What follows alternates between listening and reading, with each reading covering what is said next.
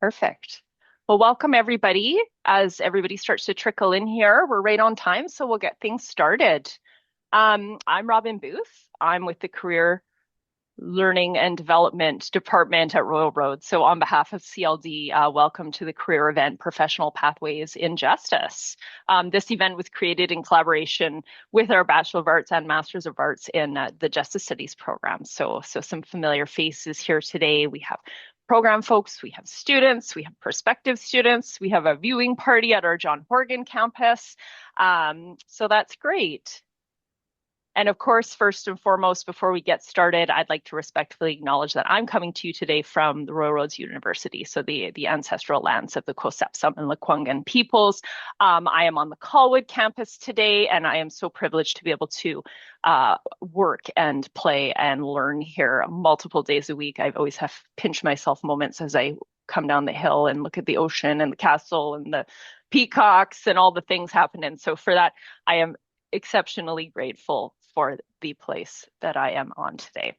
Um, let's see here. So I'm going to jump through some facilitated questions for our fantastic panelists. Then at the end, we're going to hold some time for the audience and the members here to ask their questions. So I think we do have a couple of members of the RRU enrollment team today.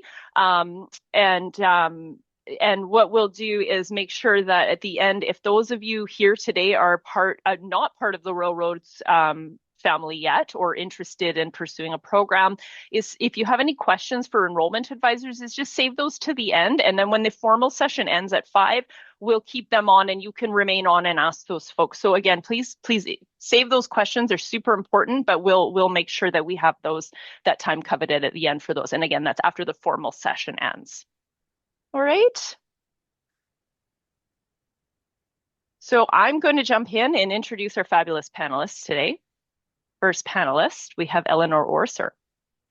Eleanor is a restorative justice coordinator for the Ladysmith Resource Center Association, and she is also an RRU BA Justice Study alum. So welcome, Eleanor. Thank you for having me. You're welcome. Thanks for joining.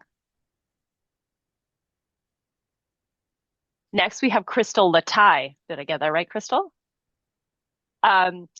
Special projects and programs with Elizabeth Fry Society. Crystal has a MA in conflict analysis and management from RRU as well. Welcome, Crystal. Thank you. Next, we have Liz Mays. Liz is an engagement advisor with BC's Office of the Human Rights Commissioner. Welcome, Liz. I know you've joined another session similar to this a year or so ago, so thank you for joining us again. And last but not least, we have Heidi Fricker, who is the Urban Community Relations Team Leader for the Fraser Valley Aboriginal Children and Family Services Society. And Heidi is also an RRU alum. She's an MA Human Security and Peacebuilding alumni. Welcome, Heidi. Okay. So now I'm just going to jump in and start asking panelists questions. And you don't have to listen to me much longer because we're here to listen to them. So first of all, this question's for all the panelists here today. I would love to just briefly have each one of you tell us about your current role, the journey you took to get there, and even perhaps what inspired you or attracted you to work in the justice sector. So Eleanor, do you want to start us off? Sure, thanks so much for having me. Well, I can't lie that my time at Royal Roads definitely inspired me to work in the justice sector. Before that, I was working for Wildfire. I worked as a doula. I was doing all sorts of different things. I worked for the Coast Guard as a lighthouse keeper. So I was kind of trying to figure it out. I'm sure there's a few people on this call who have a similar non-linear path in their career. At least I hope so. I have always had a strong internal sense of justice, which at times has led me astray and has also led me into finding myself in more unjust situations. In particular, I have found that there has been a real deficit in the ability to attend to and resolve conflict interpersonally on a larger scale out in the community and definitely in workspaces.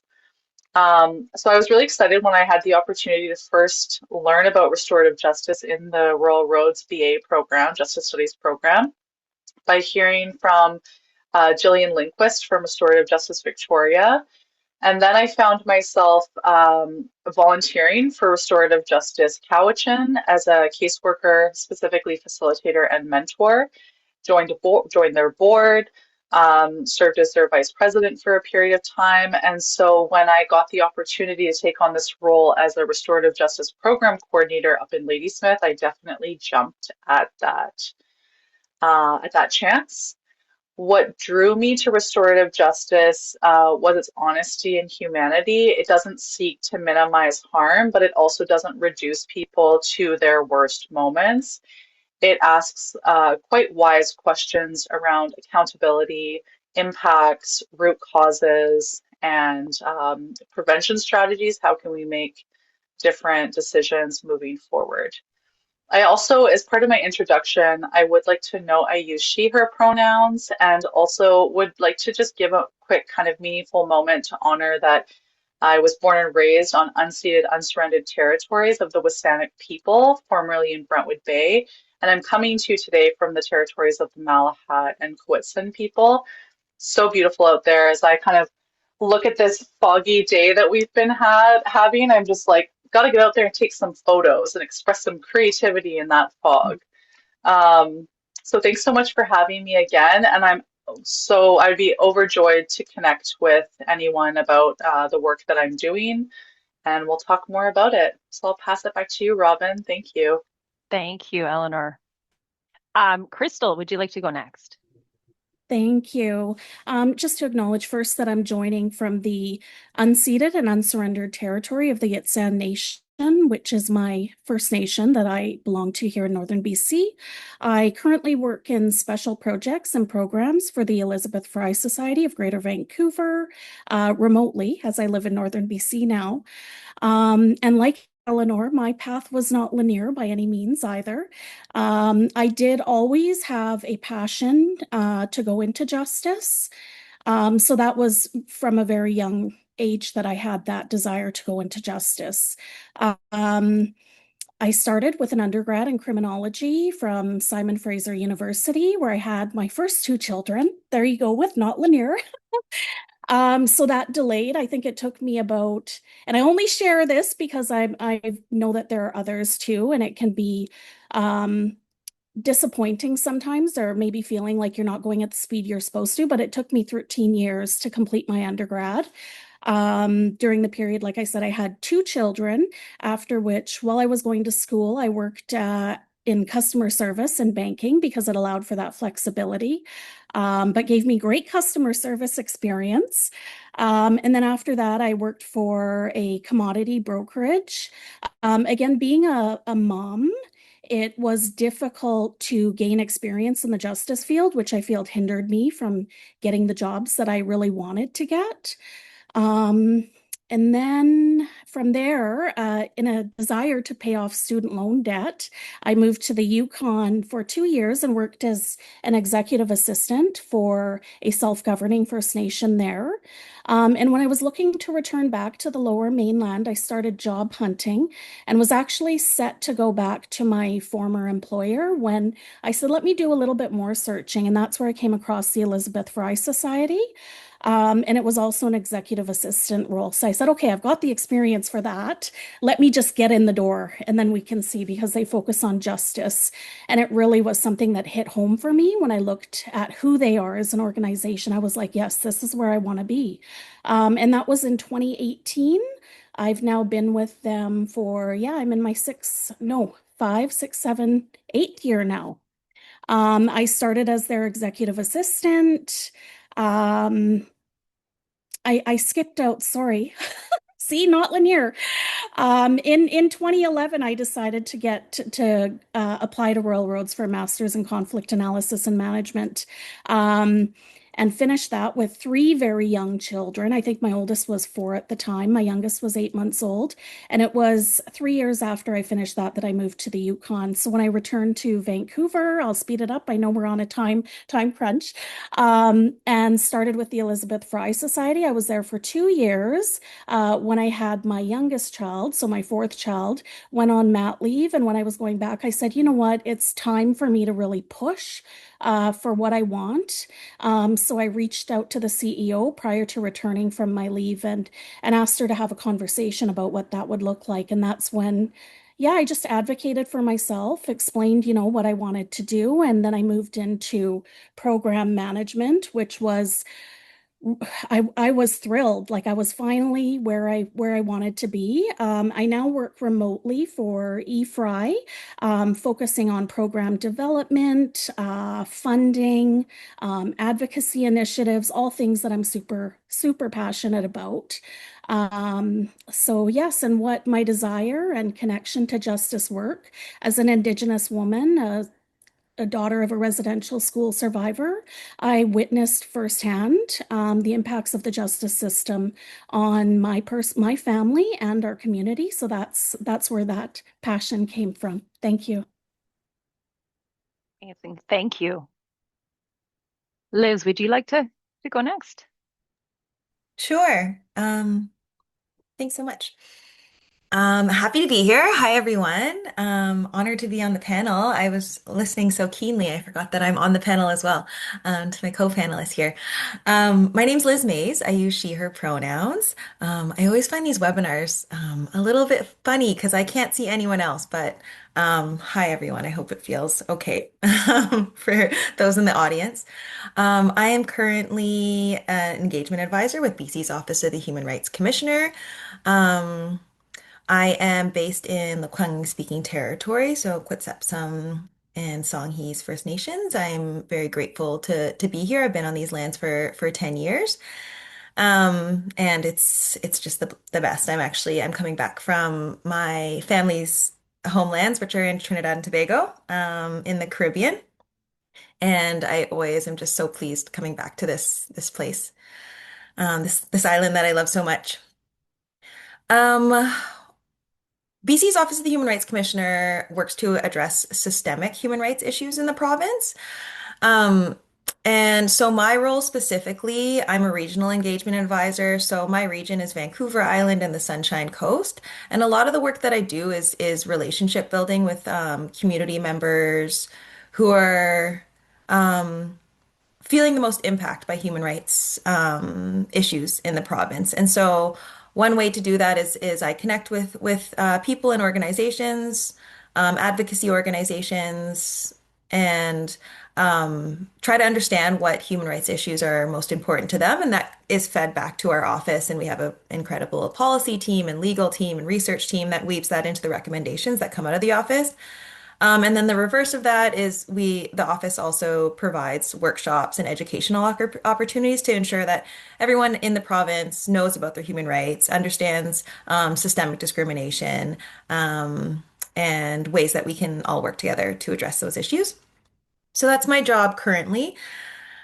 How I got here, I think like the curiosity started at quite a young age. As mentioned, my family is from Trinidad and Tobago, so the first time I went there was when I was 7 years old, and I'm from a small town in Anishinaabe territory in northwestern Ontario, and I mean, I lived a modest life, but going to Trinidad and seeing people who looked like me, and who were also young children in quite like difficult situations, I think started the curiosity at quite a young age. And so from there, I was always interested throughout high school, interested in kind of like the social justice sphere. I started asking a lot of questions about it.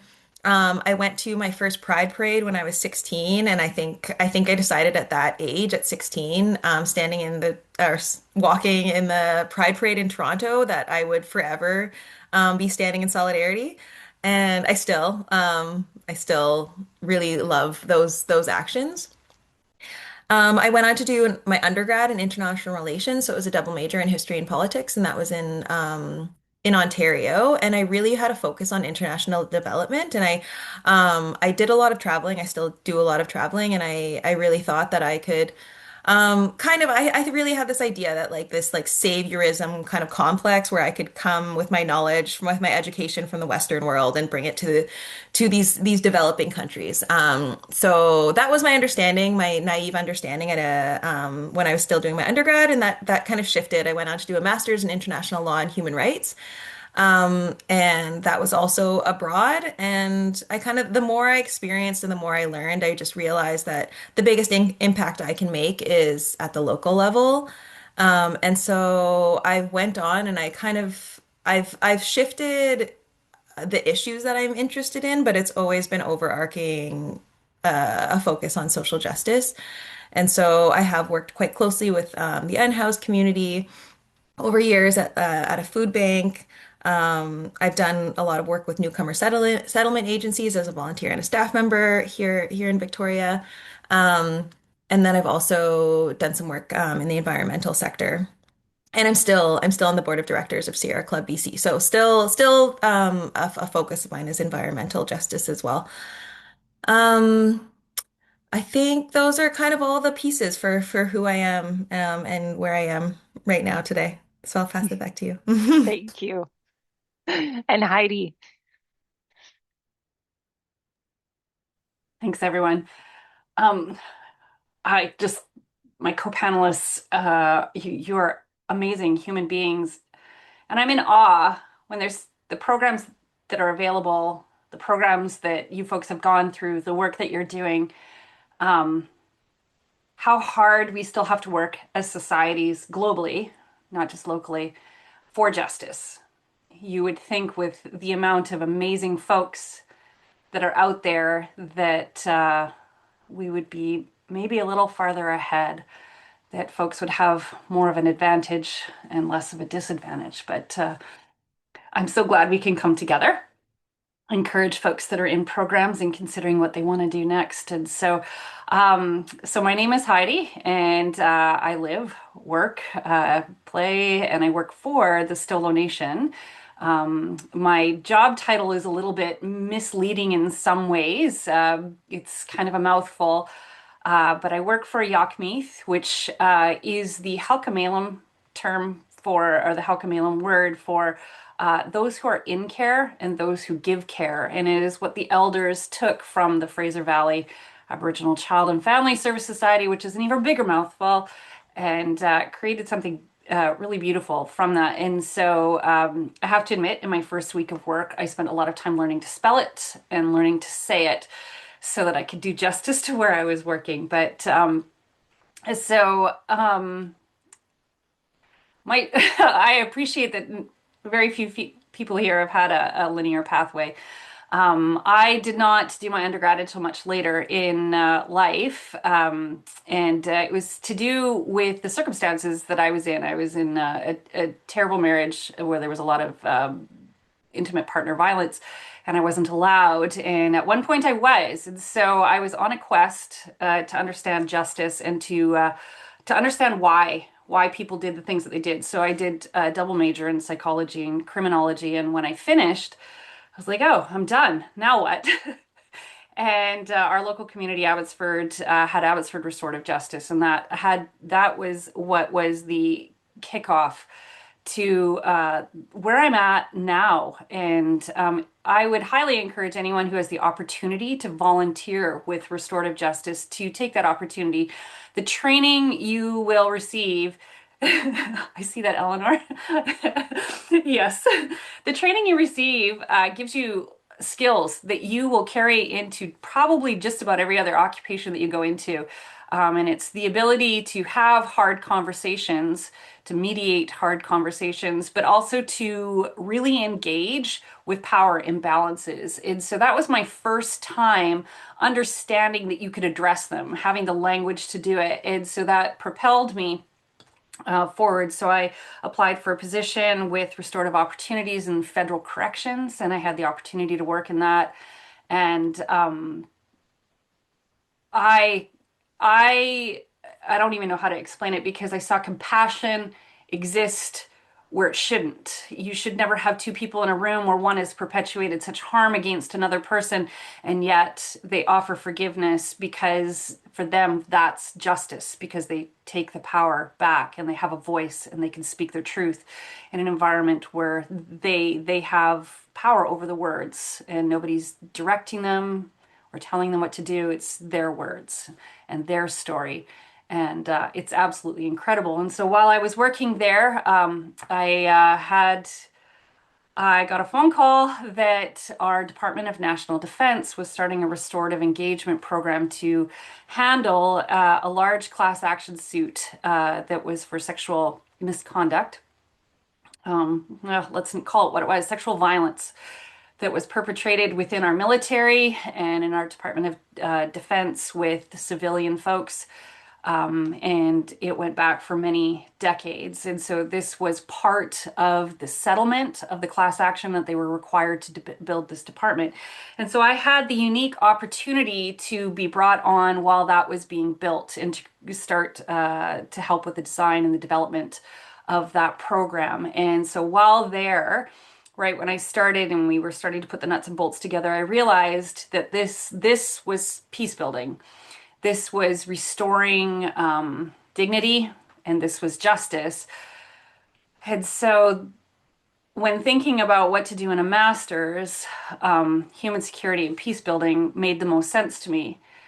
And there's aspects of peace building that are just less glamorous than the frontline work that often is done. Glamorous, maybe that's a terrible term, but anyhow, it's the background work, and it's capacity building, and it's project development, and it's management, and it's monitoring and evaluation, and developing the skills with that allow for the frontline people to do the work, the needed work that they're doing. And so human security and peace building, the master's program allowed for that and gave the opportunity to learn those skills, to build those skills, and to carry them forward into the work that I was doing in the Department of Defense.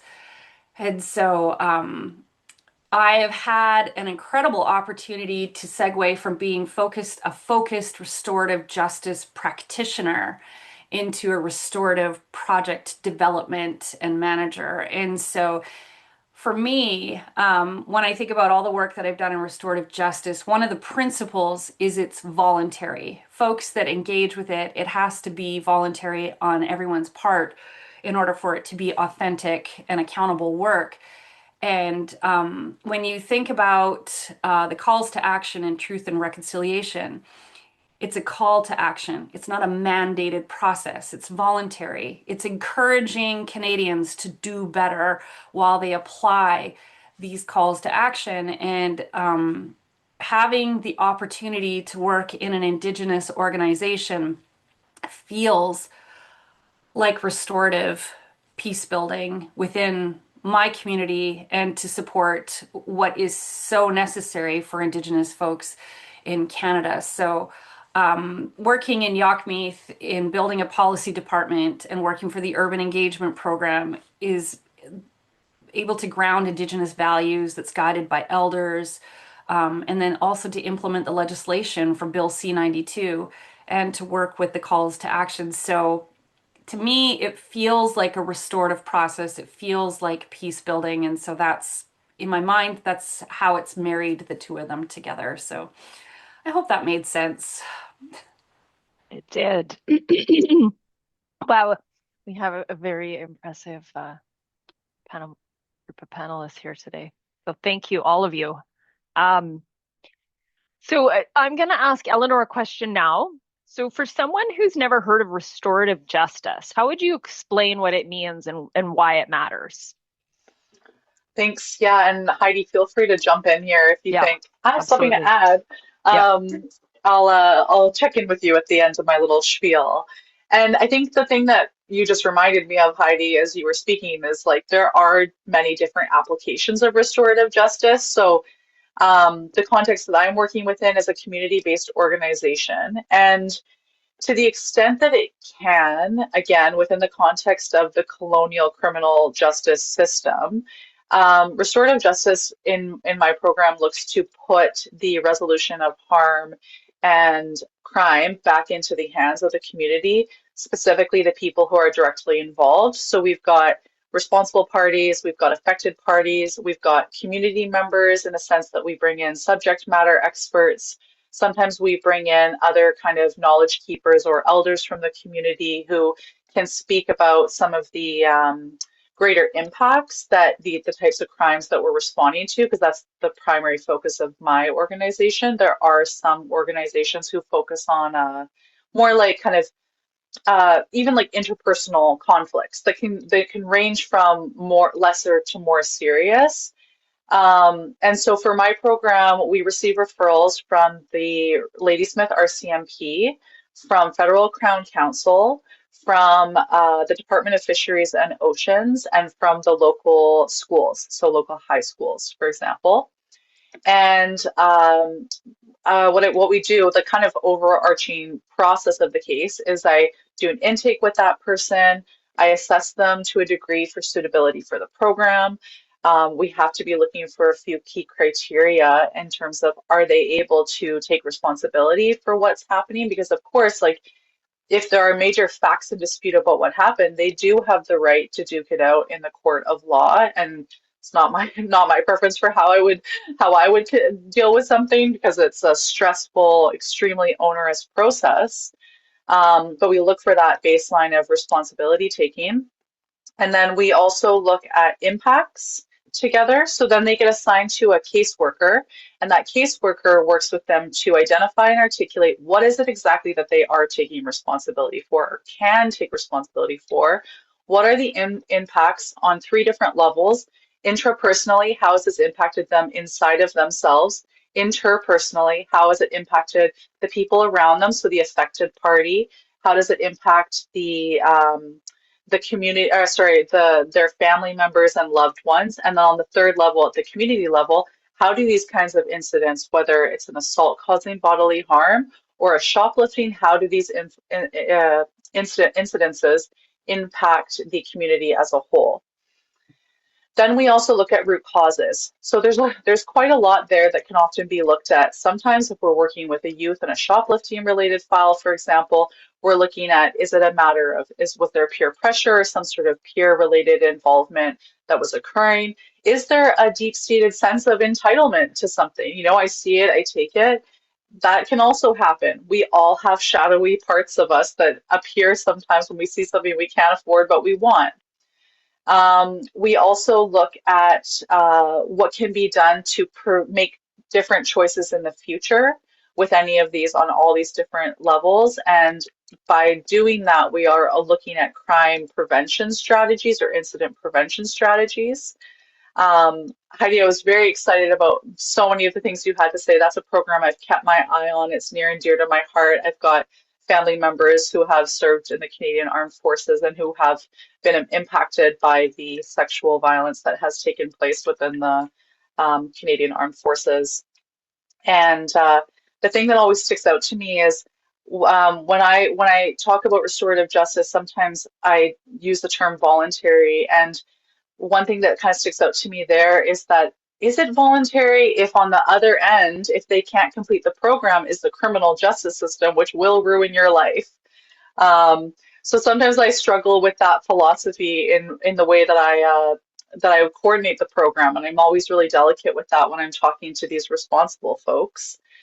From the affected party or victim standpoint, the restorative justice process in the program that I coordinate is quite a lot gentler.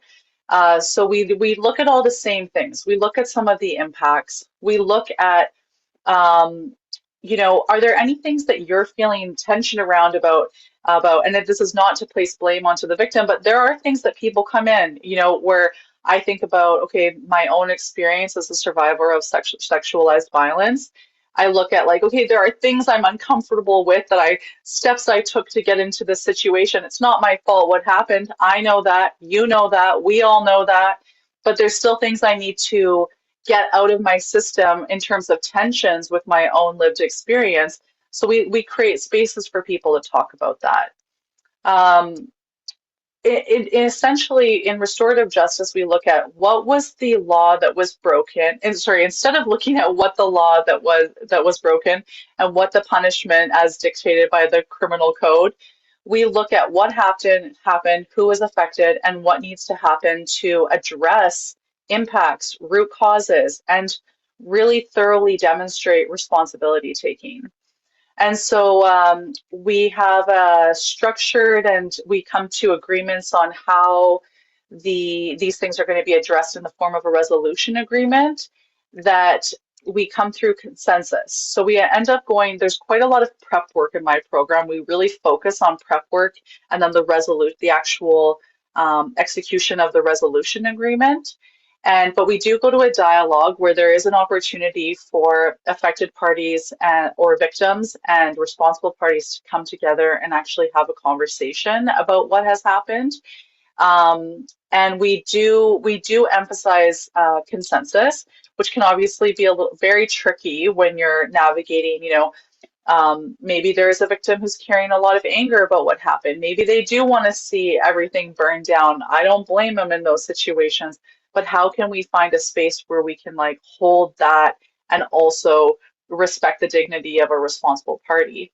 Because as is like this idea of a voluntary nature, the idea of do no further harm in restorative justice is actually quite hard to um, implement, in particular when shame and guilt are so strongly in the room from every player, oftentimes. So ultimately, restorative justice, I think, matters because punishment alone rarely leads to healing or change. And I think context oftentimes does matter. Um, yeah, those are the big things that stand out to me. Heidi, do you have anything you wanted to add to that? No, you know your stuff, Eleanor, and I appreciate your passion. Thank I you. better. No worries. Yeah, and I do think that there are a lot of transferable skills. Like I really do mean what I say that I think that there's a bit of like a patho-adolescence out there about how to respond to and navigate oneself around conflict. So often we're just told to like shut it out. The cancel culture, I understand like, the need for people who are marginalized to have their own ability to enact justice in a justice system that is inherently flawed and skewed against communities. And also, like, there is a need to be able to hold these accountable spaces for people, and even just interpersonally. If I'm in a conflict with my loved one, and I can actually look at, okay, what am I really taking responsibility for in this? What impact did my actions have on you? What are some of the root causes of my own behavior in this instance? It's probably going to be a lot more satisfying of a resolution, a repair, than if I just go sorry for what happened, or if I even never see that person again. So, like as a sort of or a metaphor for even being incarcerated. I'm very, very much passionate about it, and I absolutely agree that there are so many transferable skills to one's own life in other areas. I would love to see more restorative leadership training take place on dealing with conflict within workplaces, because that's where some of the biggest atrocities really take place and abuses of power take place is just in the workplace alone. So I'm really glad to just be a part of moving a needle towards, that moral arc of the universe bending towards justice to the best of my ability. And I'm really, honestly, I'm kind of like fangirling over all of the other panelists right now. And I did send you all LinkedIn Connect notices as you were introducing yourselves. So thanks for having me. I'm really honestly honored to be here. Thank you. And I know that was a giant question, so I appreciate Yeah. the answer. So jumping into Liz here, so into your area. So what challenges or misconceptions do people often have about work in the human rights or even the not-for-profit sectors, which I know you have a breadth of experience there as well. Thanks. Oh, thanks so much, Eleanor. So many things were firing off. I was getting so excited, and I love that you ended it with a Martin Luther King quote. We're coming up on MLK Day on Monday, which hopefully is not canceled or something. Um, and the other piece I just kind of like what stood out to me when Eleanor was speaking was like rights versus responsibilities because I work in the human rights field, but I think there needs to be a big focus on responsibilities that we hold too. I think in Western culture, it's like I have rights. These are my rights, which is true. But we also hold responsibilities. Like we hold responsibilities to each other. We hold responsibility to the land, to our communities. So I think that's just yeah, an important thing to note and like ground myself in as I move through this work. So the question, misconceptions or challenges, I think in human rights responsibilities work and nonprofit sector, I think for me would be just hustle culture, which might exist everywhere in every sector. But I think because we're often very passionate about what we're doing, and because we're dealing with a poly crisis, so it's very easy to feel like you're not doing enough and you don't want to turn off. I think it kind of like romanticizes the idea of like that I need to sacrifice myself and I need to like work harder and I'll eventually like, change the world and like fix this massive societal problem. And for me, like I've learned that the hard way. Like I've reached burnout a number of times and I've had to take leaves a number of times. And it's just not sustainable. And I don't think this work needs to like this very heart-centered work needs to have joy and have love.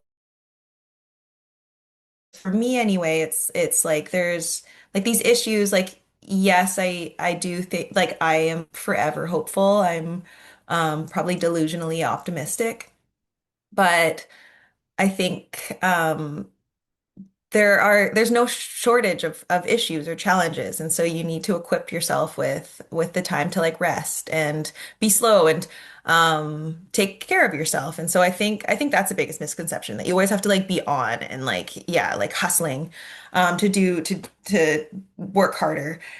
Um, and one of our guiding principles as of our office, internally as well as externally, is moving at the speed of trust, which I really appreciate. Like we're not really ever pushed to do anything, and I think that's really important for how we work with community too, is to just ensure that all the work that we're doing is there's no we're building these relationships in a very genuine way, and yeah, not just like really not trying to rush anything. And yes, I am working in very much in a colonial system. I work for the province. But we are trying to shift the way that we do that. Yes, we have deadlines, but those deadlines are often shifting. So yeah, I think that's the biggest piece for me is just take care of yourself to be sustainable. Great message. Thank you. Um, so Crystal, I'm going to ask you, I know I was going to ask you about moving into your leadership role uh, with E-Fry. Elizabeth Fry, E-Fry, pardon me, E-Fry, yeah. But you kind of covered that. So I think maybe in the best interest of time, I have another one for you that I'd love to ask. And that's really, how do you stay grounded and connected to community and culture while leading the complex work that you do? That's a really important question because, like Liz said, it's heavy work. And I think the people who come into this field, like we genuinely care. Um, and so we take everything to heart. So it's really important, like Liz says, to take care of yourself through the work. So how I stay grounded, I think relationships is the biggest part of that.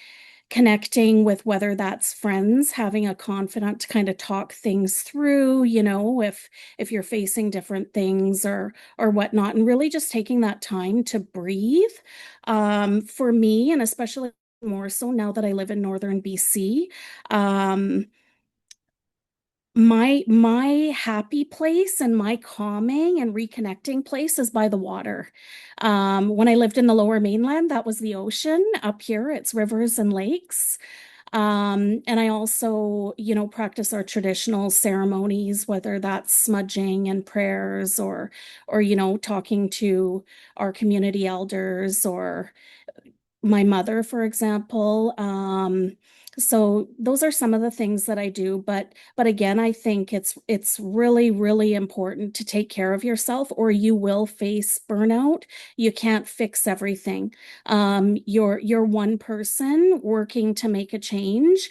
And I think also remembering the impact, whether it's working with a client and seeing a huge success and change for the positive in their lives. Thinking of those kind of things. Like one of the programs that E4I has is their Pardon Me record suspension program that's funded by Public Safety Canada.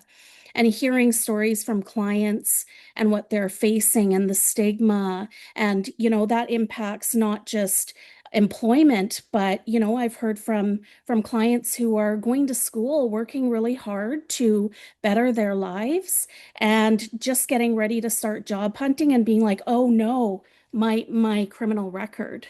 So things like that, and just really supporting clients and then remembering those success stories and the impact that has been made through your work, I think really brings it all home and allows you to kind of keep going and keep pushing, because even if you are, one person and your team that you work with too, right? You are making change, you are impacting change, and you're working for good. So yeah, just to kind of remember to take care of yourself along the way, because it's easy when you care about the work to throw everything you have at it and not Yeah. stop and just keep pushing, right? So I think it's good to sit down and be like, whoa, like I'm getting there. I need to take some personal time. Yeah, thank you. Great advice. Thank you. And I think along the same vein, Heidi, I'd love to ask you, so how do you balance being both structured and flexible when managing projects that deal with sensitive community issues? That was a really great question. Um, because I'm not doing frontline work, a lot of what I'm doing is to support Yeah. frontline work.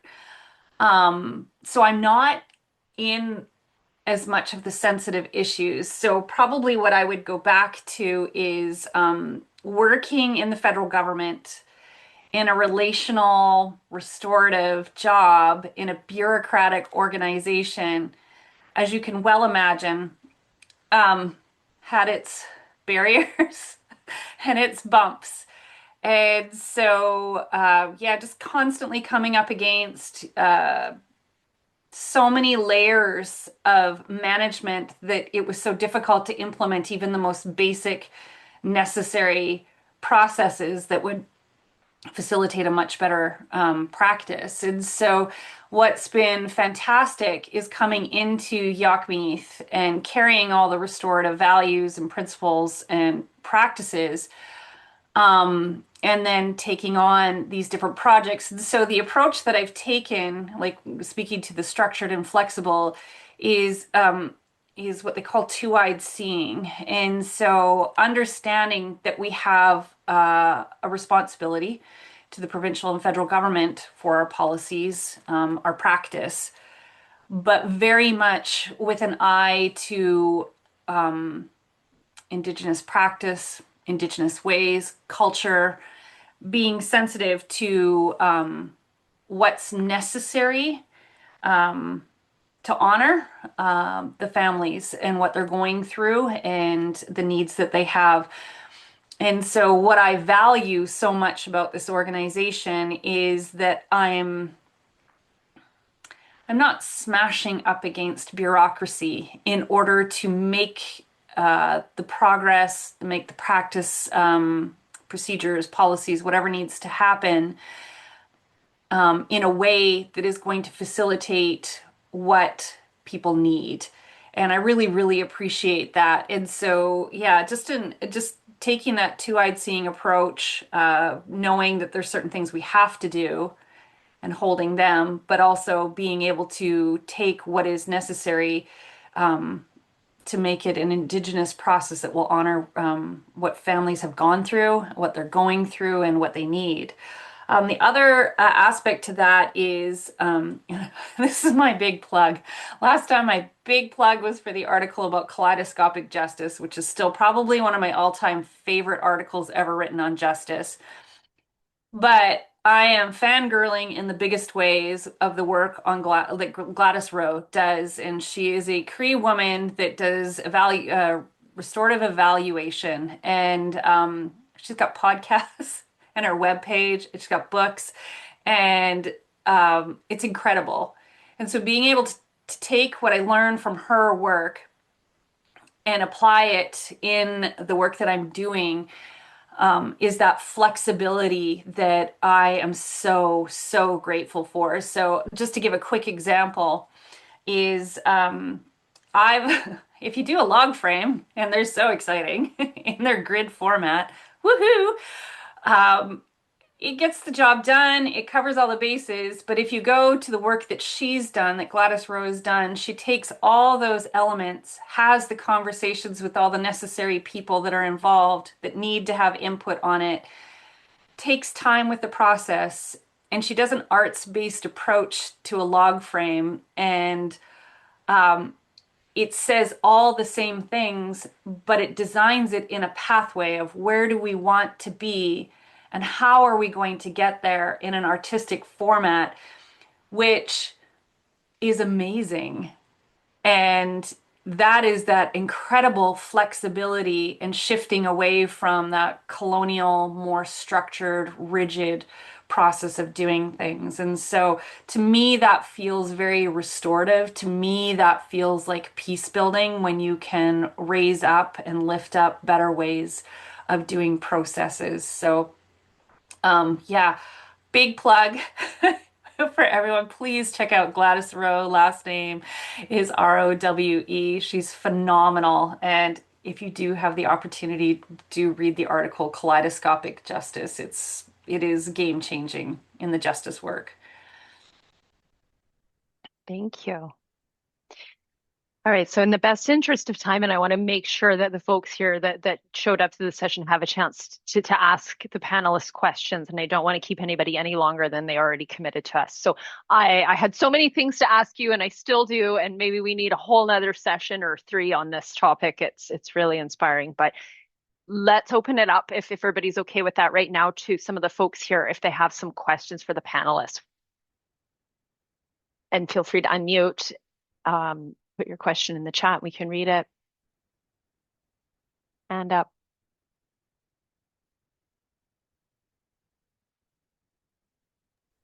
In chat, and I don't see anything in the chat No? yet. Okay.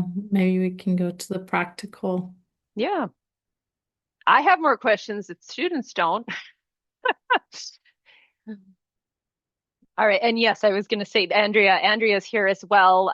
She is an enrollment advisor. So for any of the folks that are here, like I said at the beginning, if you were a bit late that are not part of it, a Royal Roads program, if you have any questions, if you've been inspired today by anything and you want to chat through, maybe enrolling in some of these programs, Andrea will stay on a little bit after we formally end here to answer those, and we'll also give out an email too for you if you want to just follow up by email. So. We do have a question from Alan Chen.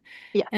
It's not addressed to somebody specific, but has a conflict engagement framework called Lewis Deep Democracy crossed any of your radars? Lewis Deep Democracy. This is a question from student Alan Chen. I guess I don't know if Eleanor, Haiti, Crystal, Les have come across that Lewis Deep Democracy. No? Okay. All right. Thank you, Alan. I hope that answers your question. I have heard of it. We have one of our manager of education is trained in, I think he called it deep democracy. So I just don't want to, I want to make sure it's the same one. But I'm on the website right now, but it looks pretty similar, but he just calls it deep democracy, but he is like a trained facilitator in that. But yeah, I'd be really interested to hear your thoughts on it. If it's something you're excited about, Alan. This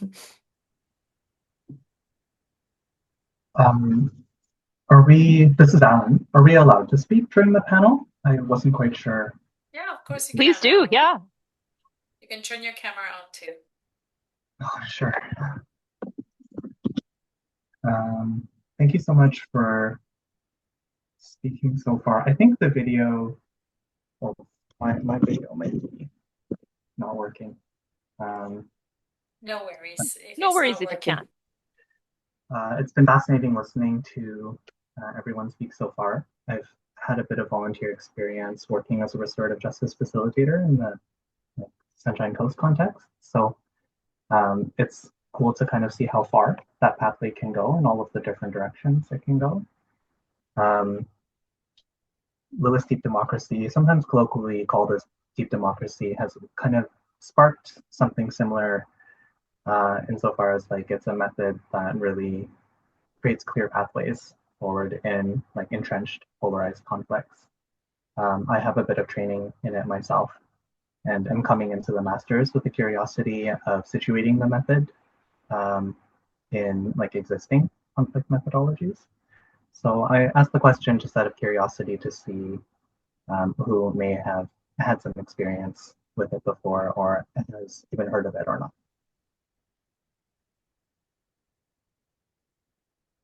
Thanks, Ellen.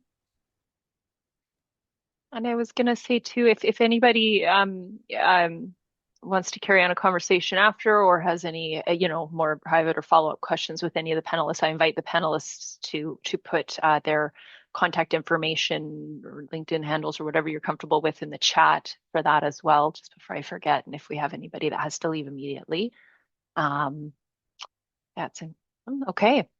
Well, any other questions? And if, yeah, please absolutely feel free to unmute. We're not being overrun by if anybody. If not, I will say to all of you that I would love a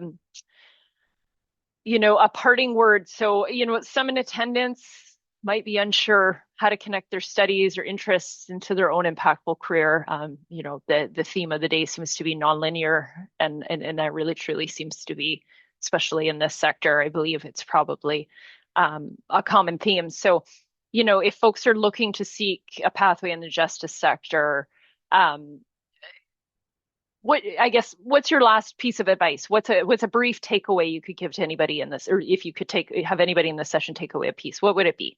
And I will go backwards and I'll start with Heidi. No pressure.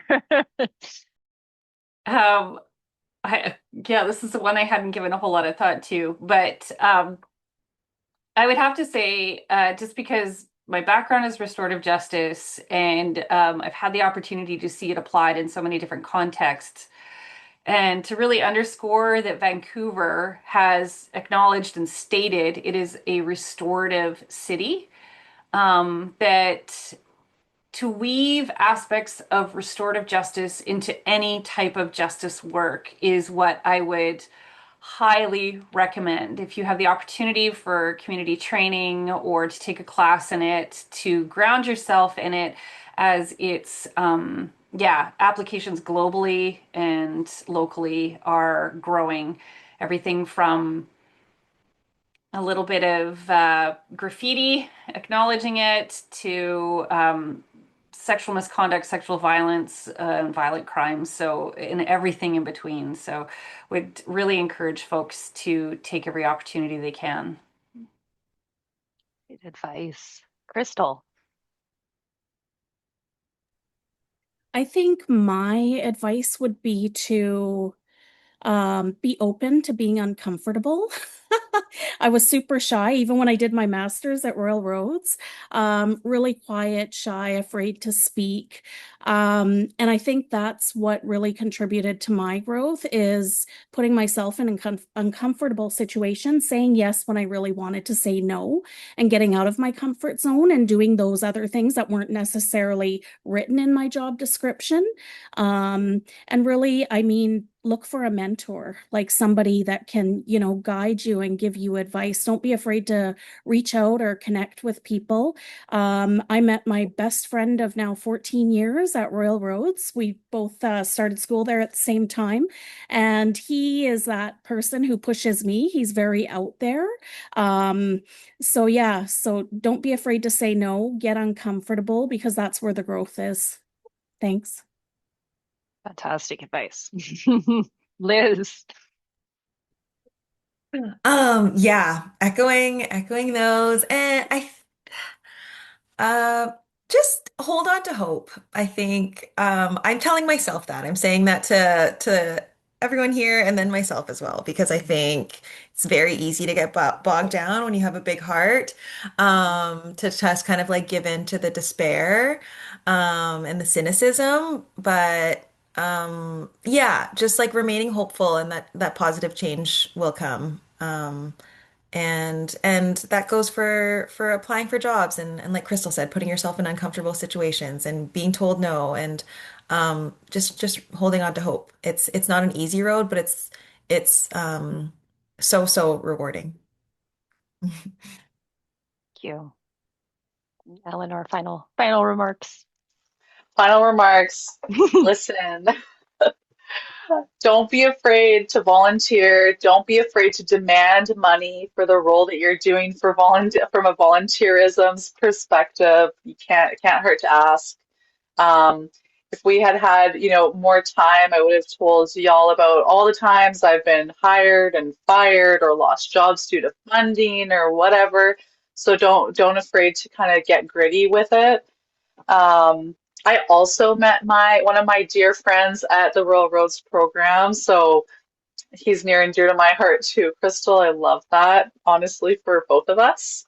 And I would say just like, yeah, don't be afraid to love. Just like love, kind of backing on what you said, Liz, with hope.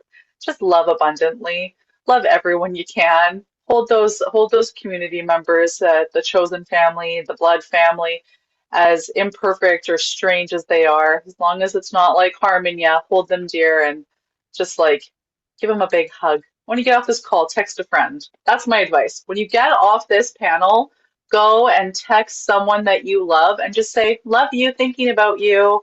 That's what I'm going to do. So just love abundantly. Amazing. Thank you, everybody. Some fantastic advice, fantastic words of wisdom today. I think, and